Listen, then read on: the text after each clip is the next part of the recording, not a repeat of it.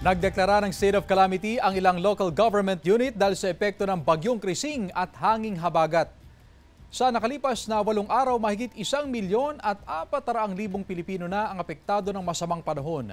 Base yan sa datos ng NDRRMC mula sa pinagsamang hagupit ng bagyong Krising, hanging habagat at low pressure area sa loob ng bansa. Pinakamarami ang nasalanta sa Central Luzon, Negros Island Region at Ilocos Region. Sa mga apektado, mahigit 77,000 na ang lumika sa evacuation centers. Sa ngayon, 2 na ang kumpirmadong nasawi ayon sa NDRRMC. Isa sa Lanao del Norte at isa sa Surigao del Norte na parehong namatay dahil sa mga bumagsak na puno.